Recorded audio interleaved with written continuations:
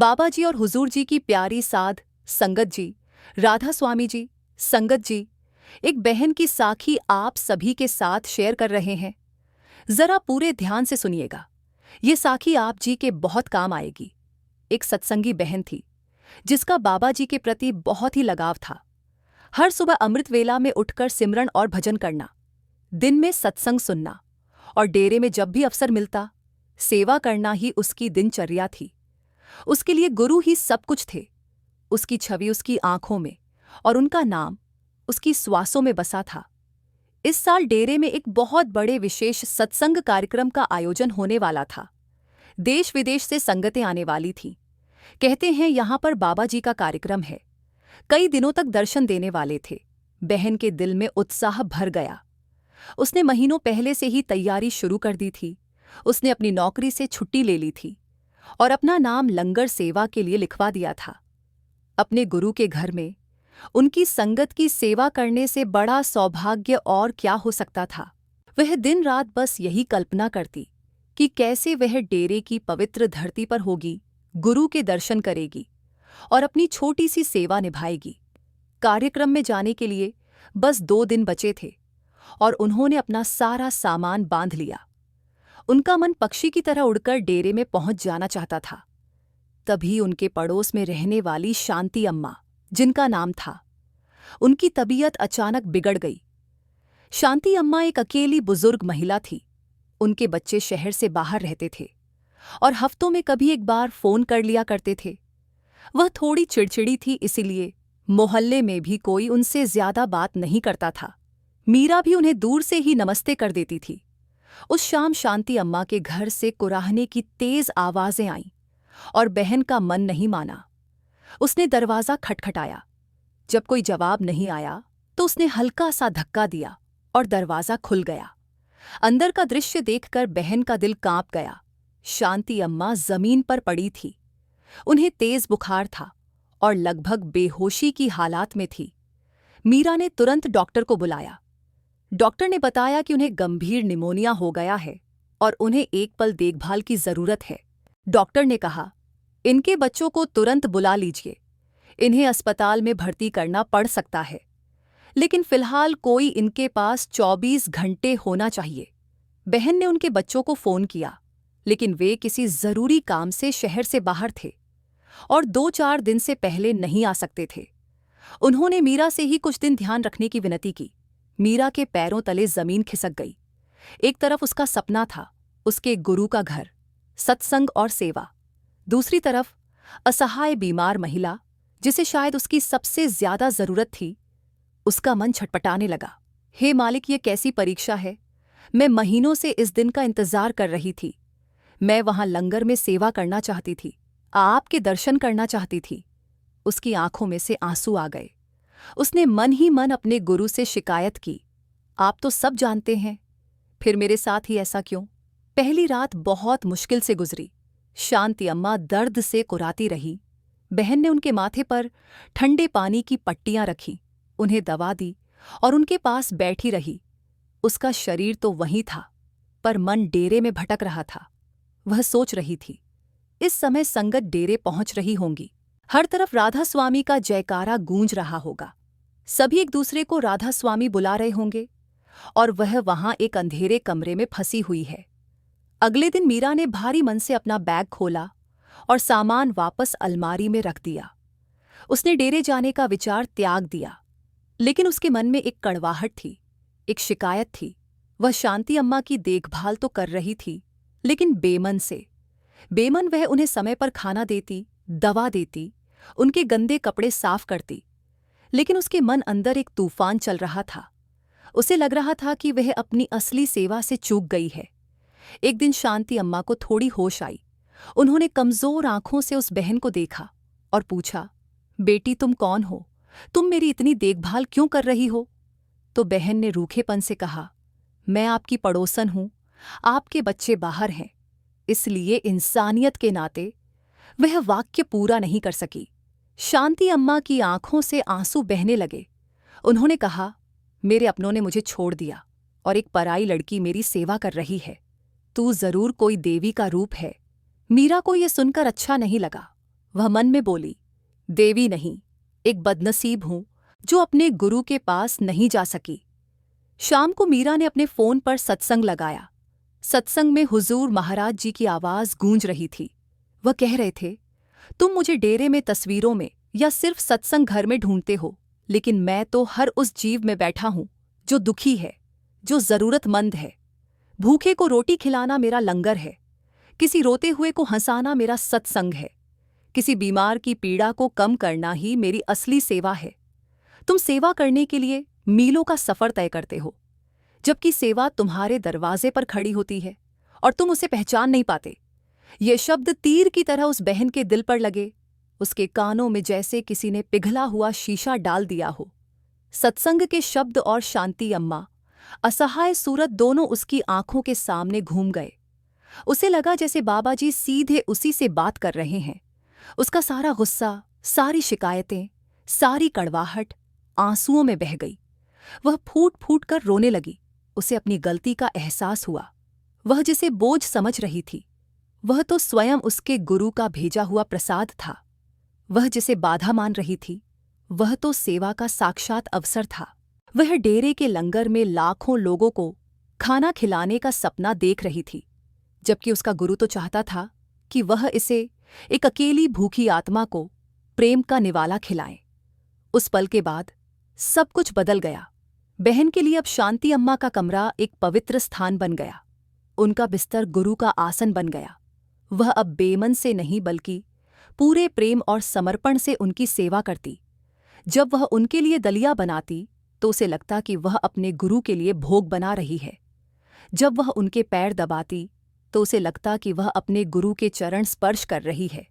वह उनकी हर कर राह में राधा स्वामी नाम का सिमरन सुनती। शांति अम्मा भी यह बदलाव महसूस कर रही थी। बहन के स्पर्श में सिर्फ कर्तव्य नहीं बल्कि प्रेम था। उसकी बातों में एक मिठास थी। बहन अब उनके पास बैठकर उन्हें सत्संग सुनाती, उन्हें भजन गाकर सुनाती। शांति अम्मा का चिड़चिड़ापन धीरे धीरे शांत होने लगा। उनकी आंखों में एक नई चमक आ गई। बहन के एक दोस्त ने डेरे से फोन किया। उसने बताया, बहन तुम यहां होती तो कितना अच्छा होता। आज बाबा जी ने बहुत देर तक दर्शन दिए, लाखों की संगत थी। हम तो बहुत दूर थे, ठीक से देख भी नहीं पाए, पर माहौल बहुत अद्भुत था। बहन ने मुस्कुराकर कहा, भाई मैं भी यहीं से दर्शन कर रही हूं। भाई को समझ नहीं आया। उसने पूछा कि क्या मतलब। बहन ने शांति अम्मा के शांत सोते हुए चेहरे को देखा और बोली, मेरे गुरु तो खुद चलकर मेरे घर आ गए हैं। मैंने उनकी सेवा भी की, उनसे बातें भी की और उनके दर्शन भी किए। इससे बड़ा सत्संग और क्या हो सकता है। उस रात जब शांति अम्मा गहरी नींद में थी, बहन उनके पास बैठी भजन कर रही थी। अचानक उसे लगा कि कमरा एक भी सुगंध से भर गया है और एक दिव्य प्रकाश चारों ओर फैल गया है। उसने आंखें बंद की और अपनी आंतरिक दृष्टि में उसने अपने गुरुदेव का मुस्कुराता हुआ तजों में चेहरा देखा। वह डेरे पर मंच पर नहीं बल्कि उसी छोटे से कमरे में शांति अम्मा के सिरहाने खड़े थे। उनकी आंखों में अपार करुणा और प्रेम था। बहन को एक अपने भीतर आवाज सुनाई दी, जो कि उसके गुरु की ही थी। बहन तूने मुझे पा लिया, तूने मेरी सच्ची सेवा की पहचान कर ली है। मैं यही हूं, हमेशा तेरे साथ। बहन की आंखों से कृतज्ञता के आंसू बहते रहे। वह समझ गई कि राधा स्वामी का मार्ग केवल किसी स्थान पर जाने या कोई कर्म कांड करने का नाम नहीं है। ये एक आंतरिक अवस्था है। ये हर जीव में, हर परिस्थिति में अपने गुरु को देखने और प्रेम एवं करुणा के साथ अपने कर्तव्य को निभाने का नाम है। सच्ची सेवा और सच्ची सत्संग हमारे चार दीवारी के भीतर भी हो सकता है, बशर्ते हमारी नीयत साफ और दिल प्रेम से भरा हो। उसका डेरा न जा पाने का मलाल अब एक गहरे सुकून में बदल चुका था। उसने अपनी जिंदगी का सबसे बड़ा पाठ सीख लिया था। और इस कहानी से हमें क्या संदेश मिलता है? इस कहानी का गहरा संदेश यह है, गुरु या परमात्मा किसी स्थान या मूर्ति तक सीमित नहीं है, बल्कि वे हर जीव, विशेषकर हर जरूरतमंद और दुखी प्राणी में बसते हैं। सच्ची सेवा किसी विशेष स्थान पर जाकर भीड़ में शामिल होने से नहीं हो सकती, वहां पर बल्कि अपने आसपास किसी भी दुखी आत्मा की पीड़ा को प्रेम, करुणा और निस्वार्थ भाव से दूर करने का प्रयास करना है। जब हम हर जीव में अपने गुरु का स्वरूप देखकर सेवा करते हैं तो हम वास्तव में उन्हीं की सेवा कर रहे हैं। यही सच्चा सत्संग है और यही सच्ची भक्ति है। गुरु की कृपा पाने के लिए हमें कहीं दूर जाने की आवश्यकता नहीं। वह हमारे कर्मों और हमारी भावनाओं के माध्यम से स्वयं हम तक पहुंच जाते हैं। बाबा जी और हुजूर जी की प्यारी साध संगत जी, राधा स्वामी जी, आपका हमारे YouTube चैनल गुरु महिमा में स्वागत है। साध संगत जी, हमें अक्सर इस बात का विशेष ध्यान रखना चाहिए, जब भी कोई सेवा पर जाना चाहता है तो हमें उसे कभी सेवा पर जाने से नहीं रोकना चाहिए। अगर हम घरवालों को सेवा पर जाने से रोकते हैं तो उन्हें उसका भार भी उठाना पड़ता है, क्योंकि गुरु घर से तो सेवा करने का हुक्म हो गया था। मालिक ने तो अपनी तरफ से हमें सेवा करने का हुक्म दे दिया था, लेकिन अगर हम उसे धुकरा देते हैं तो इसमें हमारी तरफ से कमी है। गुरु की तरफ से कोई कमी नहीं है। और अगर हम खुद भी सेवा पर नहीं जाते हैं और अपने घर वालों में से किसी को भी सेवा पर जाने से रोकते हैं तो उसका भार हमें चुकाना पड़ता है, क्योंकि गुरु घर की सेवा ऐसे ही नहीं किसी को मिल जाती। जिनके बहुत अच्छे कर्म होते हैं, जिन्होंने कुछ ना कुछ कमाई की होती है, वह सद्गुरु, वे कुल मालिक, उस अभ्यासी को ही सेवा करने का हुक्म देता है। मालिक खुश होकर सेवा का निमंत्रण उसके पास भेजता है। संगत जी, नहीं तो हम देख सकते हैं कि कुछ संगत ऐसी है जिन्हें चाहकर हो सेवा नहीं मिल पाती।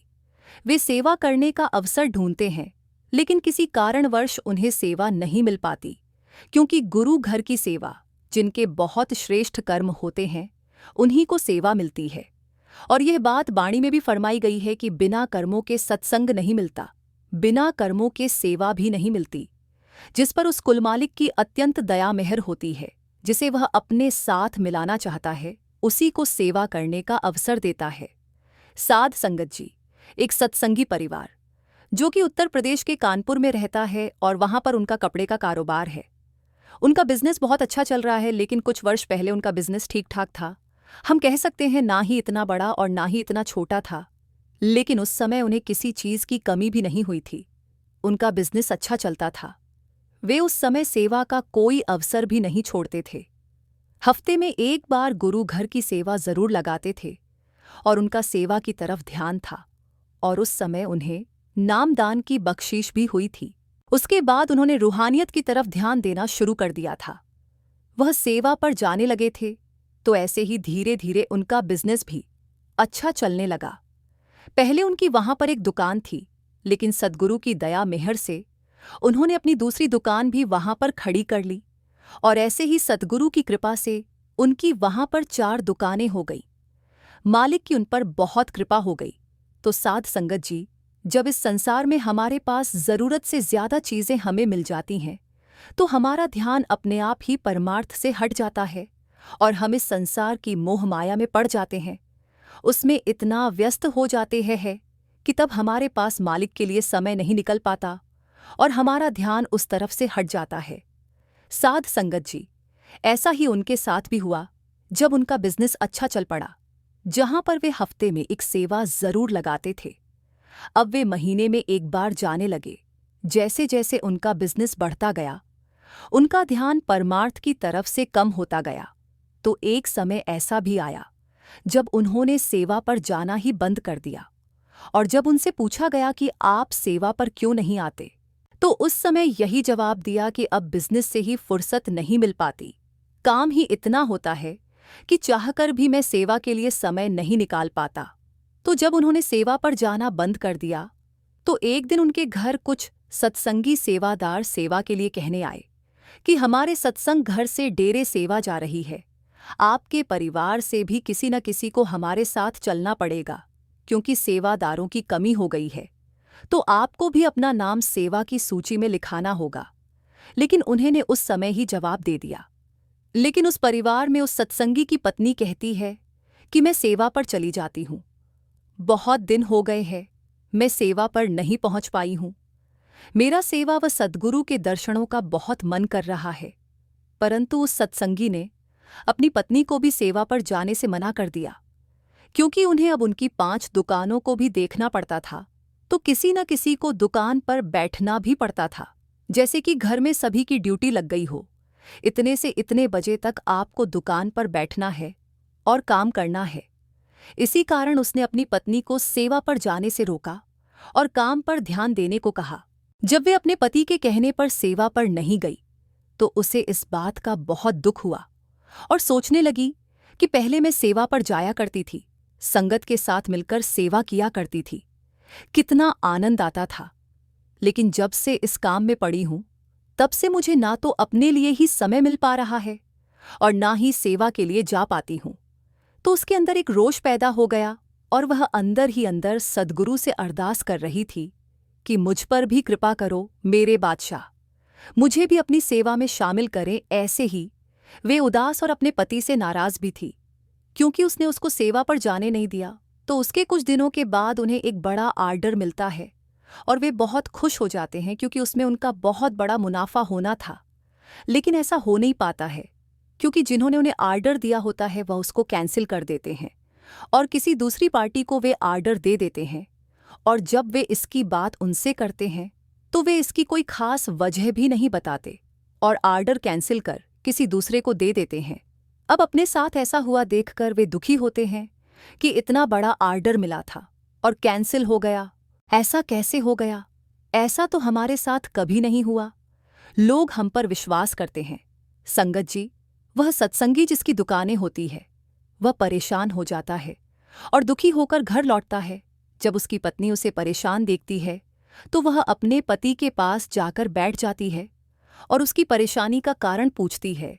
तो वह कहता है कि मुझे एक बड़ा आर्डर मिला था और पता नहीं वह कैंसिल कर दिया गया है। इसकी बात की मुझे हैरानी हो रही है। और दूसरी बात यह है कि आर्डर कैंसिल करके मेरे साथ इस शहर में जो दूसरी दुकान है उसको दे दिया गया है। उसकी पत्नी पूरी बात सुनकर सद्गुरु का यह इशारा समझ में आ जाता है और पति को समझाते हुए कहती है कि हमारे साथ ऐसा क्यों हुआ। वह बताती है कि कुछ दिन पहले मुझे सेवा का हुक्म हुआ था और आपने मुझे सेवा पर जाने से मना कर दिया, लेकिन मेरे अंतर मन में सेवा पर जाने की तड़प थी। तो शायद इसलिए सद्गुरु हमें इशारा दे रहे हैं कि भाई दुनिया के कामकाजों में इतने भी मस्त ना हो जाओ कि परमार्थ को ही भूल जाओ। ठीक है कि हमें संसार के कामकाज भी करने जरूरी है, लेकिन हमें इतना भी व्यस्त नहीं होना है कि हमें अपने गुरु के लिए ही समय ना निकाल पाए। इसलिए सद्गुरु ने हमें यह इशारा दिया है और वे अपने पति से कहती हैं कि आप पहले हफ्ते में एक सेवा जरूर लगा लेते थे, लेकिन काम में ज्यादा व्यस्त रहने की वजह से आपने सेवा में जाना बिल्कुल ही बंद कर दिया है। जबकि पहले सेवा पर जाते थे तब भी हमारा बिजनेस अच्छा चलता था, हमें किसी भी चीज की कमी नहीं होती थी। सद्गुरु ने भी हमें कभी किसी चीज की कमी नहीं होने दी। लोग हमारे घर आकर हमें ऑर्डर दे जाया करते थे। लेकिन जब आपने सेवा पर जाना बिल्कुल ही बंद कर दिया है, वह भी इसलिए कि आप पर बहुत काम पड़ने लगा है और आप काम में व्यस्त रहने लगे हैं। तो जब आपके साथ ऐसा हुआ और फिर सद्गुरु ने हमारे घर सेवादारों के रूप में आकर हमें सेवा पर आने का निमंत्रण दिया, तो हमने वह भी ठुकरा दिया। इसलिए हमारे साथ ऐसा हुआ है। सद्गुरु हमें यह समझाना चाहते हैं कि भाई, हमें धन दौलत से इतना प्यार नहीं करना चाहिए जो हमसे हमारी सेवा ही छीन ले, जो हमसे हमारा सत्संग ही छीन ले। और जब ऐसा होने लग जाए तो हमें सावधान हो जाना चाहिए, क्योंकि ये हमारा मन ही है जो हमारे साथ खेल खेल रहा है और हमें इस दुनिया में फंसाने की कोशिश कर रहा है। इसलिए तो अक्सर सद्गुरु फरमाते हैं कि भाई रोज भजन बंदगी में बैठा करो, ताकि रोज मालिक की याद आए और आपके अंदर उसकी याद हमेशा बने रहे, ताकि हम उसे भूल ना पाए।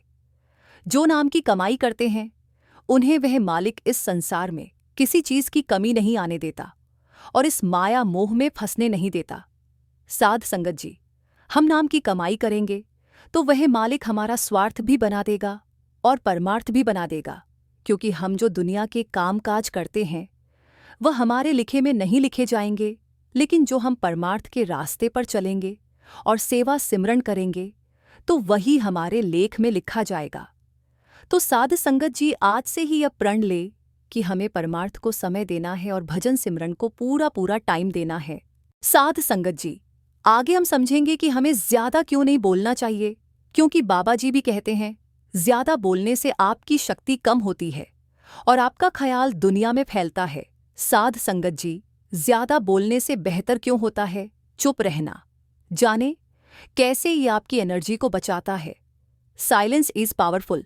साध संगत जी, ज्यादा बोलने से आप अक्सर ओवर शेयरिंग पर आ जाते हैं।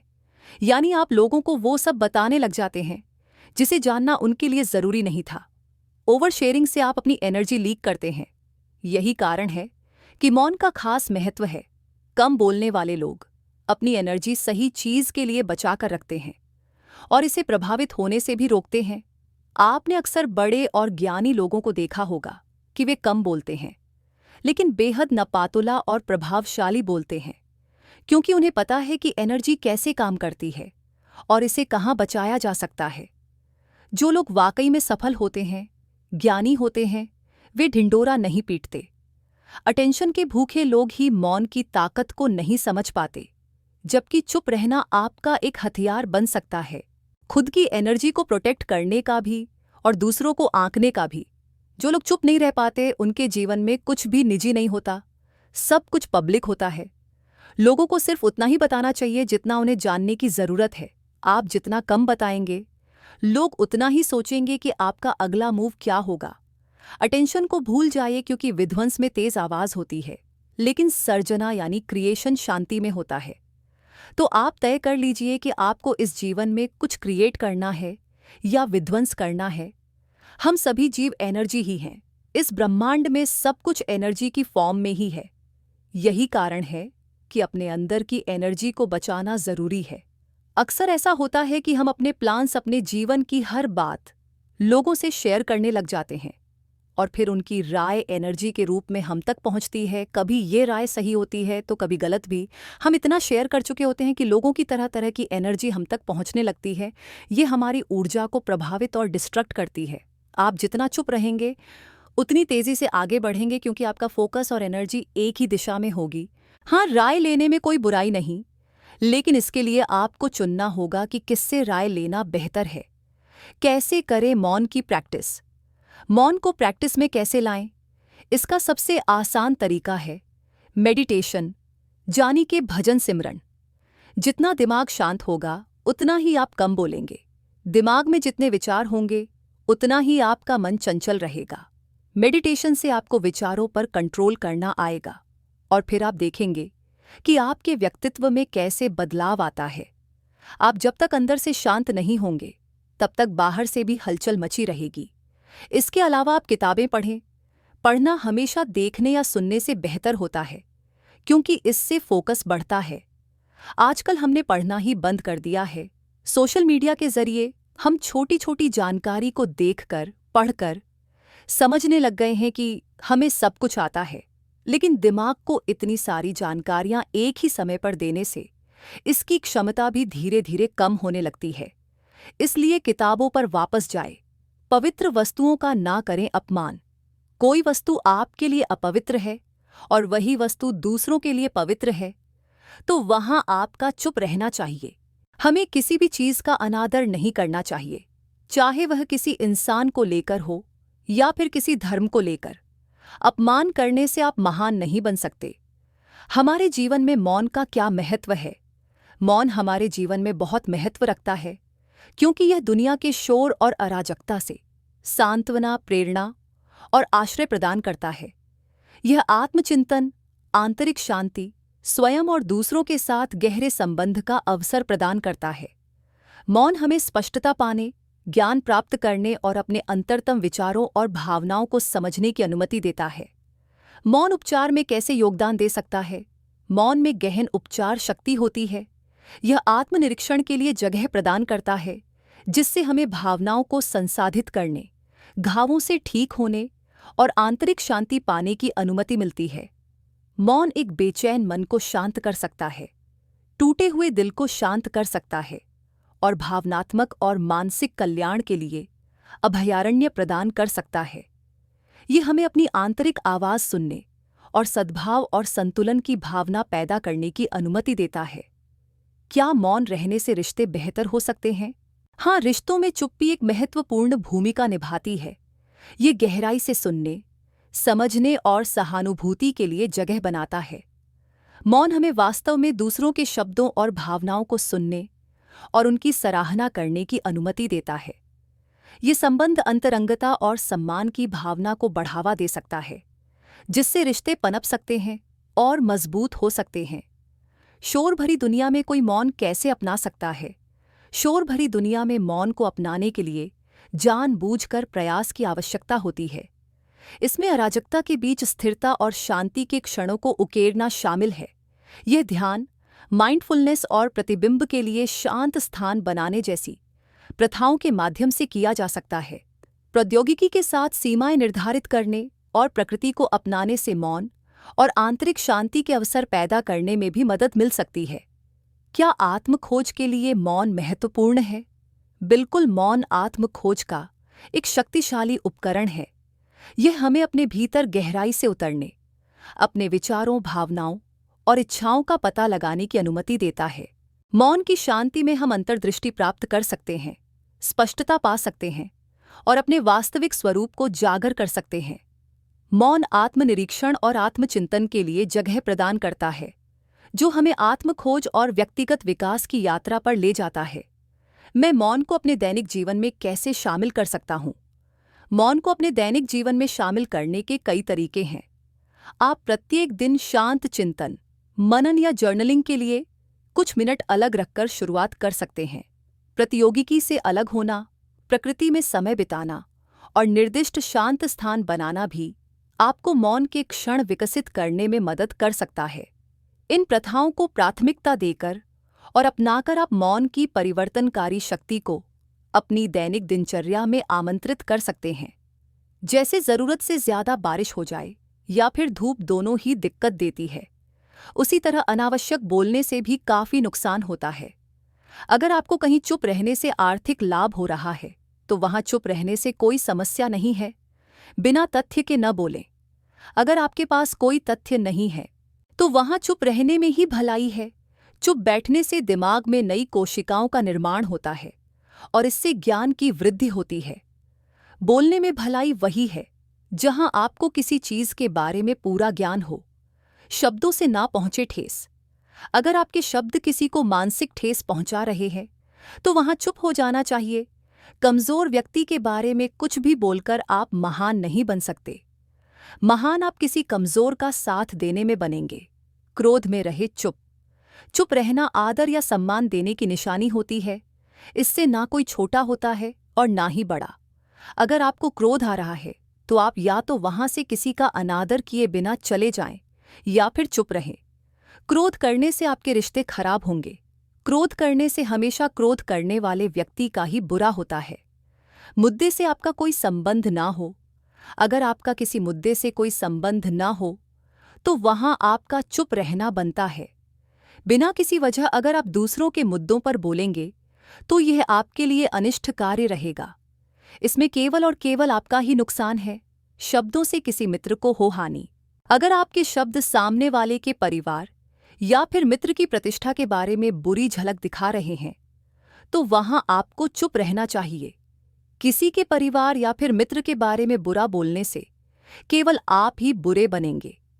जो चीज़ आसानी से खत्म की जा सकती है, उसे अपने शब्दों से बड़ा ना करें।